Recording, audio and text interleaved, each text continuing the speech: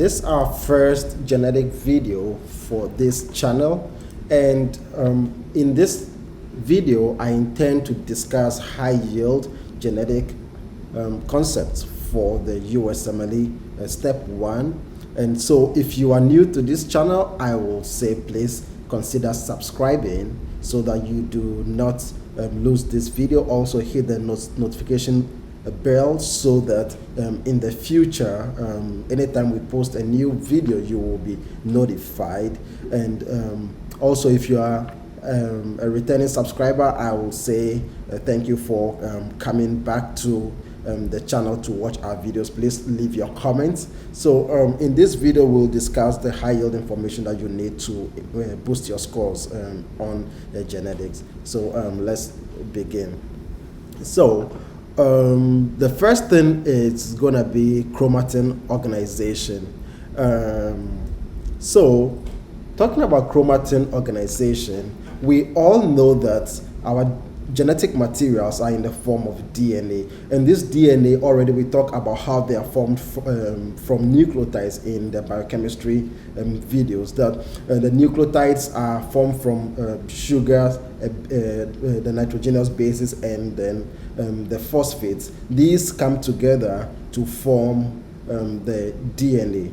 Now the DNA can be very long, but then the body has been able to the body has been able to organize them so that they'll be very little and compact in the nucleus. Now how does this happen? How it happens is that the DNA, as we can see, is wound around certain proteins that are called histone proteins. There are 4, 1, 2, another 1 and 2, so 1, 2, 3, 4. So there are 4 histone proteins, and these histone proteins, you can see the DNA going around them, and then we have another protein here, which is the histone H1. This is the most important one, but we'll talk about it very soon. And so we organize the DNA around this, and this becomes our nucleosome. After the DNA goes around, it becomes a nucleosome. Now we have several of these nucleosomes forming, as we can see here. So the nucleosome are also joined by linker DNA. This linker DNA, as we can see over here. So this is just joining one histone protein to the other. Now all these nucleosomes are collectively known as the chromatin. The chromatin is also then wound together, like they are also rearranged to form the chromosome. Now before the chromosome is formed, we have 2 daughter strands here. Each of them is called a sister chromatid, and then they are joined in the middle and by the centromere. This is very important. Now, the centromeres join the sister chromatids to become, so each of them is a sister chromatid. The centromere joins them to form the chromosome. Let's see how this appears on the USMLE. Now, what we've talked about, this protein here, the histone protein, and then this centromere are linked to, immunology. So what they do is that there are antibodies that are made in the body that can attack these 2 proteins that we've just talked about, the centromere and then the histone proteins. So when we have antibodies that are directed against them, they can lead to certain diseases. For example, antibodies directed against histone H1 protein, histone proteins, causes drug-induced lupus. Now, so this occurs in people who are taking certain drugs, like not everybody, but some people are just susceptible to it. People who are taking certain drugs like hydralazine, and we also have isoniazid, procainamide.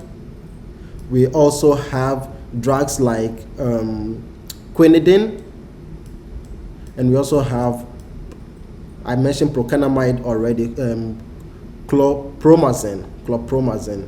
So Quinidine and procainamide are class 1A antiarrhythmics. You can find them in the cardiac section, and you have to know how the diagrams look alike. We'll not go much into that. Hydralazine is also an antihypertensive medication. Isoniazid is for somebody who is being treated usually for TB. So you have to know all of them. Chlorpromazine is also for antipsychotics. So you have to know these drugs, very, very important, because questions show up about them, and you have to know that the antibody is against antihistone protein. And then what they do is they show the signs of lupus. So that's why they call it drug-induced lupus. Now, let me just talk briefly about this. Now, assuming that this DNA over here should be organized. Okay, should be organized. It should be organized. We know that. Now, if there are antibodies against this histone protein and the histone protein is not there, what will happen? You'll realize that the DNA will become loose. Is that not it? Now, if the DNA becomes loose, then our body cells begin to attack this DNA. Our body cells begin to attack this DNA. In that sense, they attack the whole cell because they want to destroy the whole cell because there's something wrong with the whole cell. So we'll have our cytotoxic T cells attacking the whole cell, and that's how come they develop symptoms of lupus. Secondly, I want to use this analogy. For example, we know that if a policeman arrests a thief, they use a handcuff to hold them together. So this will be our handcuff, which is the histone protein. If the thief is able to break loose the handcuff, what will happen? The thief will run away, and then the policeman has to come for the thief. So the policeman is the T cytotoxic cell that comes and destroys the whole cell. So that's how come they show symptoms of lupus, and we have to put them on the drugs that like steroids to control things. The next thing is antibodies directed against this centromere protein. So this centromere, the antibody directed against it will result in CREST syndrome. And CREST syndrome stands for this CREST. So these are all mnemonic. The real name is limited sclerosis. It's limited. It's not like systemic sclerosis. This is a limited sclerosis. So CREST stands for calcinosis, Raynaud's phenomenon, esophageal dysmotility. They have difficulty swallowing. They also have sclerodactyly. I'll show you pictures very soon. And then they have telangiectasis.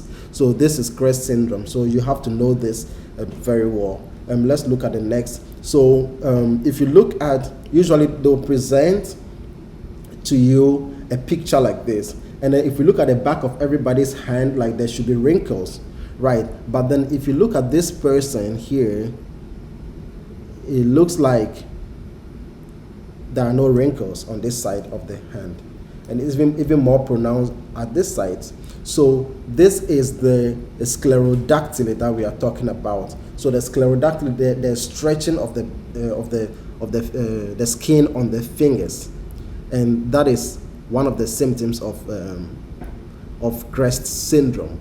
They also have Raynaud's phenomenon, whereby in the cold areas, like when they're in the cold, because of like hardening of their blood vessels, that is not easily distensible. So blood is not easily able to go through it, and they start having bluish discoloration of the tip of their fingers, and that can result in ulcer formation. These people have problems swallowing solid foods over time because they are not, they have hardening of the esophagus, and then that's the esophageal dysmotility. They also have calcinosis, and then they also have telangiectasis. So just take note of that.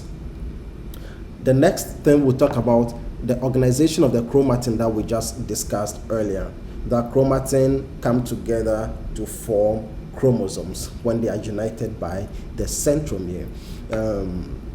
So the chromatin, usually they present it under electron microscope, as we see over here. This is how electron microscope looks like.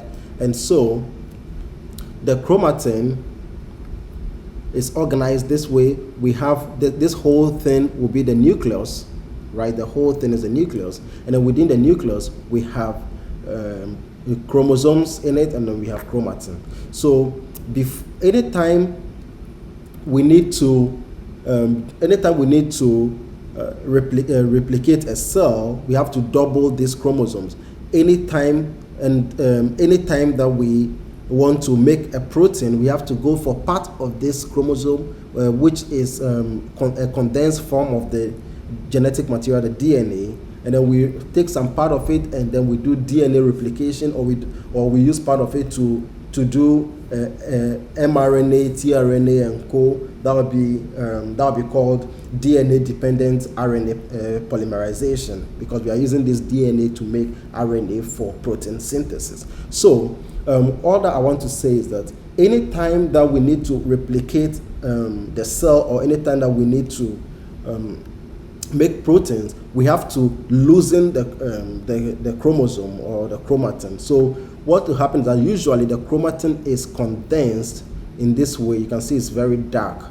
They are condensed, they are compact. So that is called the heterochromatin. And then when we start the replication, they are more loose. So we call that is called the euchromatin, the true chromatin, which is undergoing replication. And then the nucleolus is the most dense part of the whole nucleus. So let's take note of that. Now, certain other terms can be used for this loose or condensed form. So the condensed form, as we see here, means that it is not undergoing any replication, so it's inactive. That's one thing. And it's also the heterochromatin, and it can be known as the methylated. So anything that is methylated in the body generally is inactive, so take note of that. So this is a methylated form or the deacetylated form. Acetylation means activation, methylation means muting. We are muting it. So this is the muted form. The condensed form is the muted form.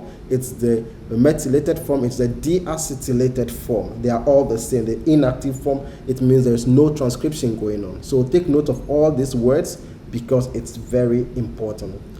Now let's look at the loose form. Loose form means that it's active, undergoing transcription, right? And it is demethylated. Methylation means to mute the thing. It's not working. It's inactive. Now demethylation means now it is active. Now acetylation, A for acetylation, right? So A for acetylation, A for active, and that is it. So let's go to the next one. And this is the mnemonic over here.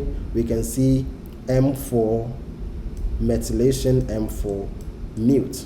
Now let's look at methylation. That's a muting of the DNA. It's also known as imprinting, and anything I put in blue you want to really pay attention to. So it's also known as imprinting. So this imprinting occurs in Prader-Willi syndrome and Angelman syndrome. And we know the symptom. Basically, this Prader-Willi there's imprinting of the paternal, and in the Angelman there's imprinting of the maternal. And so in imprinting, that's muting, and also in Prader-Willi there's hyperphagia basically, and then in the Angelman they laugh a lot, like they are always laughing. So this methylation usually occurs in the CPG island needed for DNA repair. So anytime we need anytime we need to do DNA repair, it usually occurs at the CPGs. This simply means cytosine followed by guanine, and this site in the DNA is usually weak, so we can easily do DNA repair on that side. So anytime you see CPG, this is highly tested by NBME. CPG regions are for DNA repair. Next is the histone proteins.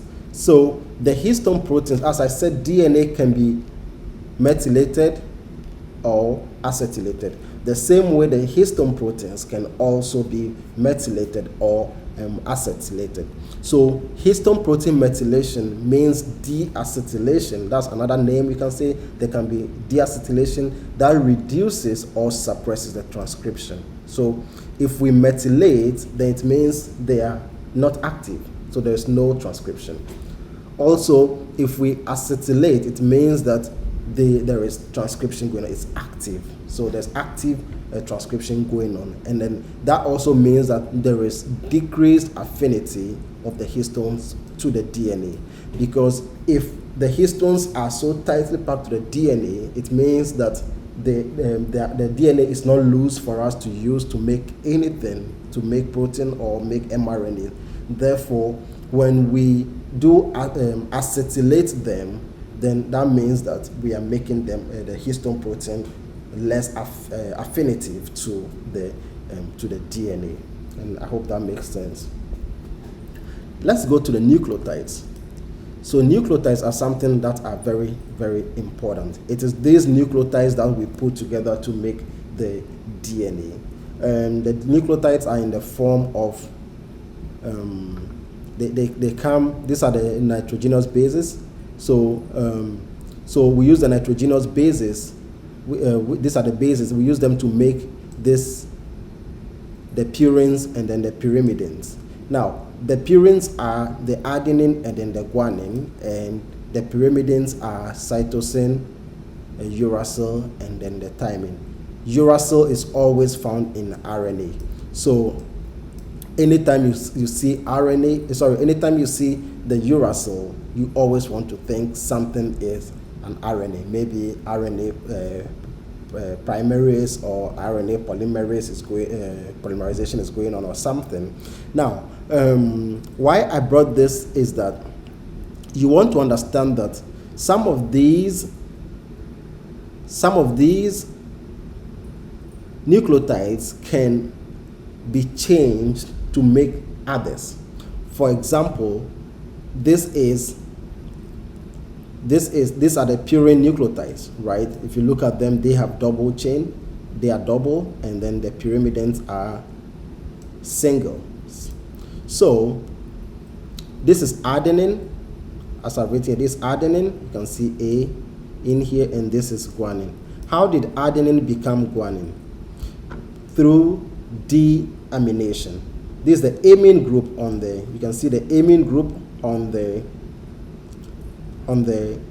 adenine. So if we remove this amine group from the adenine, it becomes guanine. That is called deamination. Now, vice versa, if we transaminate, we are adding amine group to the guanine, it's going to become adenine. So let's take note of this. It's also highly tested. So deamination of deamination of adenine forms guanine. Let's look at the pyrimidine also. Now, deamination, because cytosine here, this cytosine, it has amine group on top of it, right? Now, this is the amine group. Now, deamination of the cytosine means removal of the amine group makes us get uracil. And now, this uracil, if we methylate it, if we add a methyl group to it, what do we get? We will get thymine. So we'll get thymine. Now, who does this? Which enzyme does the methylation of uracil? That is the thymidylate synthase. We will see all this later on. You'll understand it. So again, cytosine deamination gives uracil, and uracil methylation gives thymine. So the mnemonic is CAT. So cytosine deamination gives uracil, uracil methylation gives thymine, and the vice versa. Now, this is the de novo synthesis of purine and pyrimidines. This de novo synthesis means that we are making them anew, like we are making them from simple materials from the body that are not related to them in any way. So this is a new pathway other than what we would have eaten from our food or something. So in the pyrimidine pathway, the most important things that we need to know are know the enzymes, like have a general overview of the pathway, and also know the drugs that inhibit each of the pathway, because these drugs can be used for as anti-cancer drugs. Some are used to treat something like sickle cell disease and so on. So let's look at this. So we can see glutamine plus carbon is used to make carbamyl phosphate, and then the carbamyl phosphate synthase 2, which is found in the cytoplasm, 2 for cytoplasm. And then we'll also find the carbamyl phosphate synthase 1, which is found in the urea cycle. They are linked together in the sense that if the one in the urea cycle is deficient, then the pathway will shift to this. So all of them will come into this pathway, then we'll have high level of orotic acid. So just take note that if the carbamyl phosphate in the urea pathway is deficient, then everything will come to this pathway. Everything will shift to this pathway rather, and then because this one will gain high level of function, so we'll have a lot of orotic acid. But then let's go back to this discussion. So glutamine plus carbon dioxide will give us carbamyl phosphate. Then carbamyl phosphate will be converted to orotic acid through a series of pathways over here, and orotic acid will be used to make UMP, and then UMP will be used to make UDP. UDP will be used to make DUDP, deoxy-UDP, and CTP. Deoxy-UDP will be used to make DUMP, DUMP to DTMP. So this is how the pyrimidine is made. The purine pathway also comes from ribulose 5-phosphate pathway, which is linked to glycolysis, whereby you'll see the pentose pathway. This is where the pentose pathway comes to. So the pentose pathway will also use ribulose 5-phosphate to make PRPP. This is it here, PRPP synthase. So phosphoribosyl pyrophosphate will be used to make IMP and AMP and GMP. The pathway is usually not tested, but what they do is that they want you to know where the enzymes are, and some of these intermediates are very important. The drugs that inhibit the pathways are very important. Now, let's look at the drugs that inhibit these pathways. So this is one of the drugs here, leflunomide.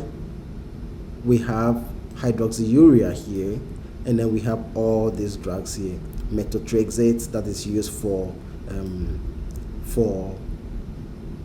they can use this for medical induced abortion. TMP, they can use for as an trimethoprim. They can use for so trimethoprim and sulfamethoxazole. They can use that Septrin. They can use that to treat UTI. And so for me, what I did was that I came up with a mnemonic. This is my personal mnemonic, and so I came up with this mnemonic to help you memorize, because it can be very difficult. Now let's look at leflunomide. What enzyme is it inhibiting? There's an enzyme here known as a dihydroorotate reductase, and that is over here, but it's not written here, so that's what it's inhibiting. And then we have hydroxyurea is inhibiting ribonucleotide reductase. We can see it here. And also we have the 5-FU, 5-fluorouracil, that's inhibiting thymidylate synthase. Thymidylate synthase, as we saw over here, we saw thymidylate synthase here, and then UMP to TMP. You can see it over here, thymidylate UMP to TMP. So you can see it here, thymidylate synthase. It's another one that does the 5-FU. So my mnemonic, how to simply understand it, is just recite LH5ORT. LH5ORT. That's how I say it. So you just have to recite it several times, and then it will stick. So LH5ORT. So these are the drugs here, and these are the enzymes that they inhibit. Very simple. Drugged enzyme. So LH5-ORT. Leflunomide dihydroorotate. So once you see orotate O in the answer, you pick it and you go your way. You see hydroxyurea ribonucleotide reductase, just see R, you pick it and you go. 5-fluorouracil, you see 5, pick T. LH5-ORT, you are gone. Now, the next drugs is TMP, methotrexate, pyrimethamine, and they also inhibit the dihydrofolate reductase. For this, we all know already. So they inhibit dihydrofolate reductase, and that makes this pathway very simple. Let's look at the purine pathway and its drugs as well. So in the purine pathway, we have the mycophenolate and then ribavirin. So both of them inhibit the inosine monophosphate synthase. And if what is it? Here they are here. Here they are. Inosine monophosphate dehydrogenase. I'm sorry. Inosine monophosphate dehydrogenase. Not the synthase. Inosine monophosphate dehydrogenase. So that is what they inhibit. So I can cancel this, and it's rather the dehydrogenase. So please take notes, okay? Inosine monophosphate dehydrogenase. Dehydrogenase. That's what they inhibit. So please, sorry. So please take note. Also, we have 6-mercaptopurine and the azathioprine, and so they also inhibit the PRPP synthase or synthetase, PRPP synthetase. So the prodrug form of the 6-mercaptopurine is the azathioprine. You should know that they all move together. So the prodrug form of the 6-mercaptopurine is azathioprine. So means that we can use the azathioprine to make 6-mercaptopurine. And their mnemonic also is, these are the drugs here, and then these are the enzymes that they inhibit. So I say Mr. 6A-IP, like the Mr. 6A-IP. So Mr. is for inosine monophosphate dehydrogenase, and 6A, and then and so 6-mercaptopurine and then azathioprine are for PRPP synthase. So if I know this mnemonic, anytime I see them in a question, I know how to pair them and choose my answer within a short time, and I am gone. So Mr. 6A-IP, LH5-ORT, LH5-ORT, Mr. 6A-IP, and that helps us to get our questions correct. Now, most of these drugs that we've talked about, they inhibit rapidly dividing cells like the GI mucosa, the bone marrow, and then the growing fetus. For example, anytime that the GI mucosa, like, it sheds every day, so we need to also make it up. Before we can make any single cell in the body, what we need to do is that we have to go through DNA synthesis and then use the DNA to make the cells. If you are giving these drugs and then they're inhibiting DNA production, what will happen? Because we said this is purine and pyrimidine. At the end of the day, they have to make this deoxythymidine monophosphate, which are incorporated into our DNA. So if we are giving these drugs to inhibit DNA production, what is going to happen? What will happen is that the DNA production becomes impeded, and then these rapidly dividing cells cannot develop well. So they'll have GI symptoms. For example, the bone marrow will be suppressed, and then the fetus can also not develop well. They'll have retardation and also have neural tube dysfunction, for example, because their nervous system is very, very rapidly dividing. So if you give methotrexate to somebody, that is how come they can have neural tube defect. I mean, if you give it to the mother, that's how come the baby can have neural tube defect. If you give this drug to somebody and they start having diarrhea, you should understand this is why, because the GI mucosa is rapidly developing, and then we need this pathway for it to make the DNA. Yeah. I wanted to talk about hydroxyurea. Hydroxyurea is given for sickle cell disease, and then what it does is that it increases the production of the fetal hemoglobin, fetal HB, fetal hemoglobin. So this is a very high yield information. Hydroxyurea is given to somebody who has sickle cell to prevent the crisis.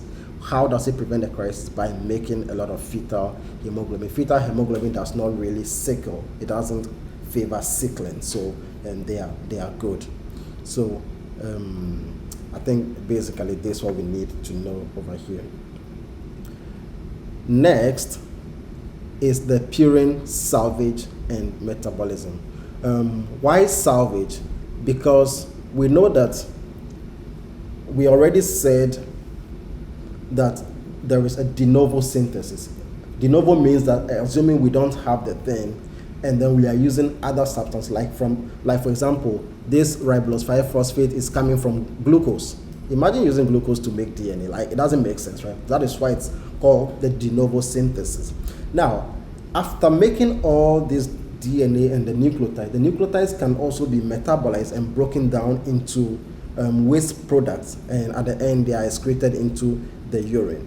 Now, the body doesn't want to waste all of them. It wants to use some of them as a salvage, just like a salvage car. We don't want to destroy all the cars. We want to use some of them. We fix them and reuse it. So that's what the body does. Now, let's go through this chart quickly. So these are the nucleic acids over here, and we know we have adenosine monophosphate and the guanosine monophosphate. We also have the inositol monophosphate here, IMP. So this AMP, which is coming from the nucleic acid, that is a DNA, can be broken down into adenosine here. It's converted into adenosine, and then deoxyadenosine, and then these two here, adenosine and deoxyadenosine, are converted into inosine by adenosine deaminase, by this enzyme. It's an enzyme, it's called adenosine deaminase.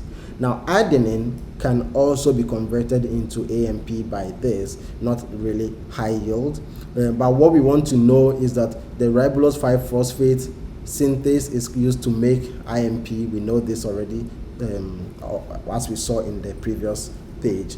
And so this can also be used to make inosine. Inosine can be converted into hypoxanthine. So this is how it is broken down. So adenosine is finally converted into hypoxanthine. Now, GMP and its nucleoside form is the guanosine.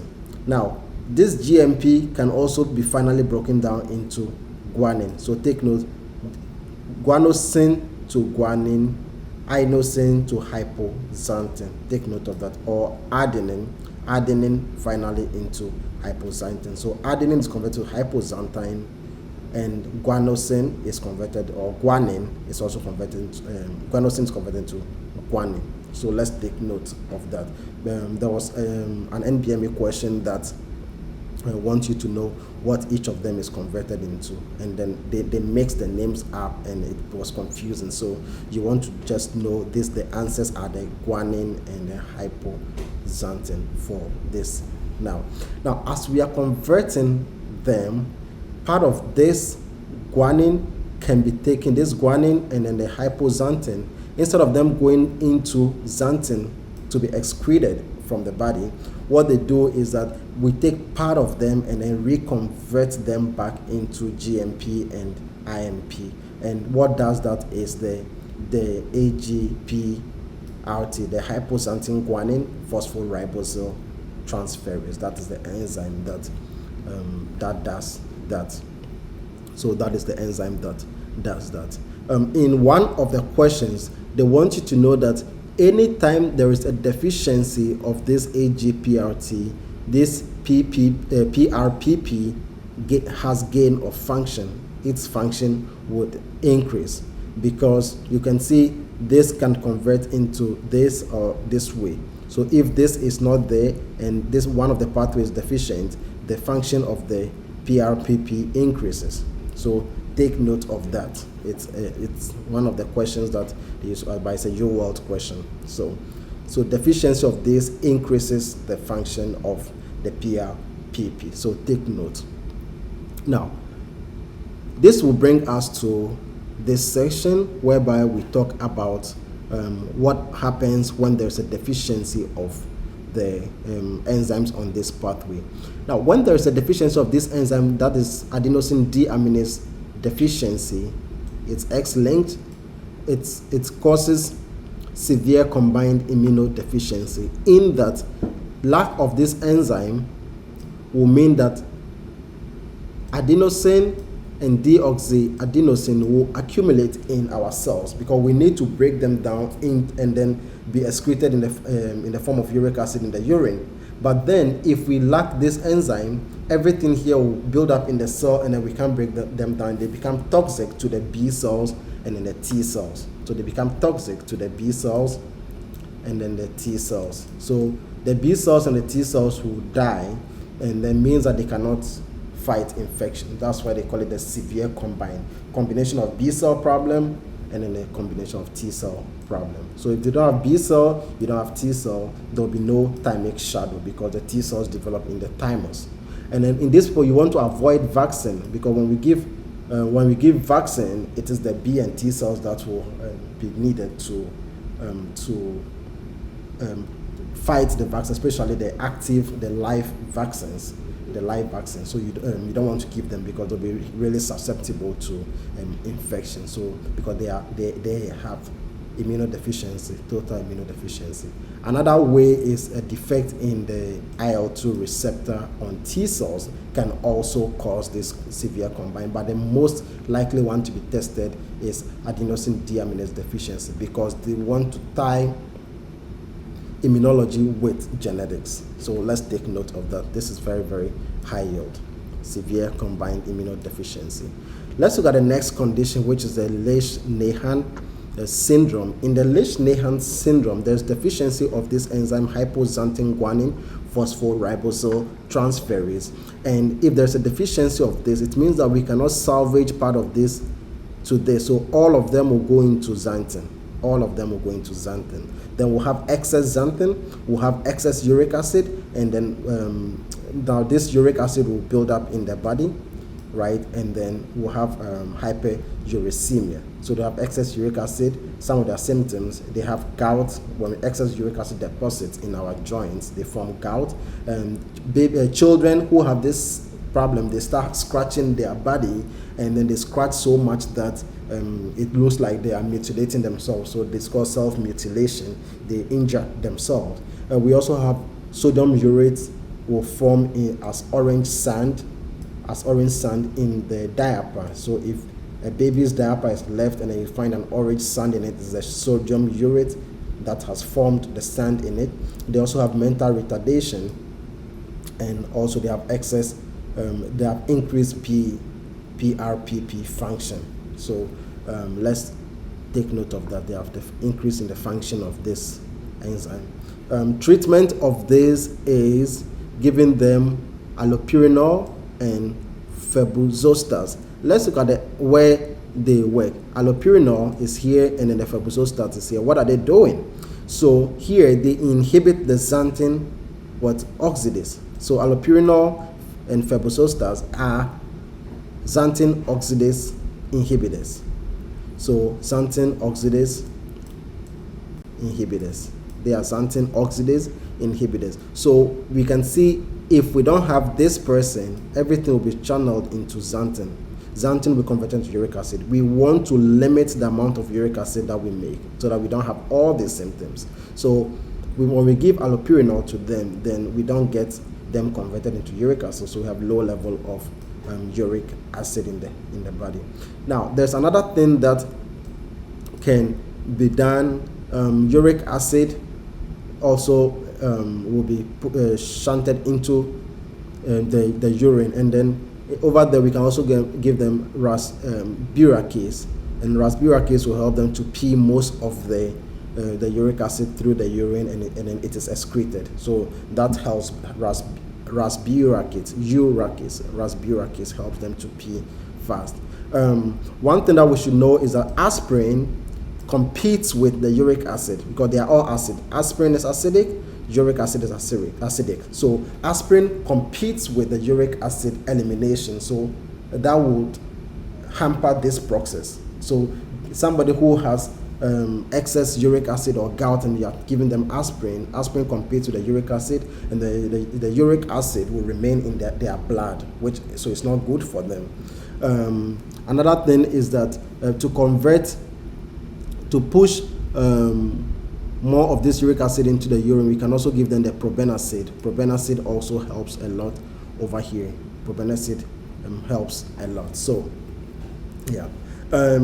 Another clinical importance here about the aspirin is that if somebody is having uric acid stones, they have excess uric acid stones, then we want to give them the aspirin, because if aspirin is competing with the uric acid so that aspirin rather come out and the uric acid stay, then we are not going to have the uric acid to build up and form a stone in the kidney.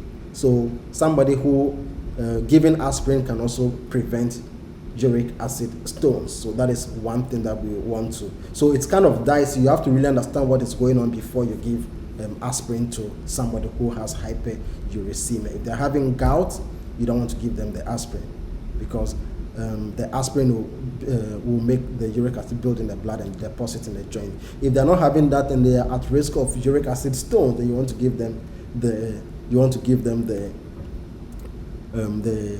if they're having uric acid stone, you want to give them the aspirin rather, so that the stone it remains in the blood and does not come into the kidney to form the stone. So you really have to understand what is happening. So yeah. This is the genetic coding. We are going to leave this over here, and then we will start genetic coding as a next video, so that this does not look like super long, because personally I find it difficult concentrating when it comes to long videos. So thank you very much for joining me on this. Stay tuned for the next video. You want to subscribe if you enjoyed this video. You also want to share with your friends and leave your comments down there for me, and then the next video you want me to do, please tell me so that I plan for it. Good luck in your studies. See you in the next video. Thank you.